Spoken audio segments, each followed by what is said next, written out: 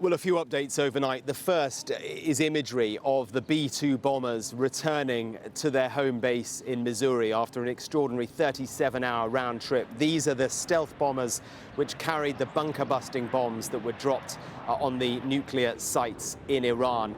They are now back at their home base, and President Trump has issued a post on Truth Social, says the great B-2 pilots have just landed safely in Missouri.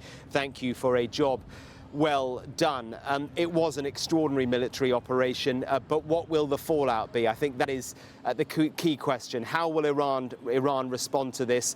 The Americans are framing this as a quick hit, in and out, one night of strikes, and then drawing a line under it and hoping that Iran either doesn't have the guts or the capability to strike back and attack American targets in the region. But late yesterday afternoon, Donald Trump posted on social media, flirting with the first time with the prospect of regime change in Iran. He wrote, "It is not politically correct to use the term regime change, but if the current Iranian regime is unable to make Iran great again, capital letters, why wouldn't there be a regime change?" And then he wrote MIGA, a play on words there of his own slogan, "Make America Great Again, Make Iran great again." So that the first hint from Donald Trump, whether he's serious or not, that down the line, perhaps if Iran doesn't play ball, then regime change could be something that the Americans are interested in. What is interesting about that statement is it does not align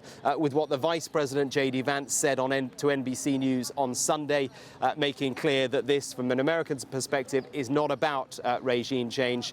So let's see where that goes. That is an interesting tweet from an interesting post from the president, perhaps designed to exert significant pressure on the Iranians to play ball. Now, the other question, which may become clear over the course of the day, is the extent to which the Americans were successful with their strikes with these bunker busters. Donald Trump, in his address to the nation, said it was an overwhelming success, that Iran's nuclear capabilities had been completely destroyed. Now, over the course of Sunday, I think different administration officials were kind of rowing back a bit on that, saying, look, it'll take some time to work it out.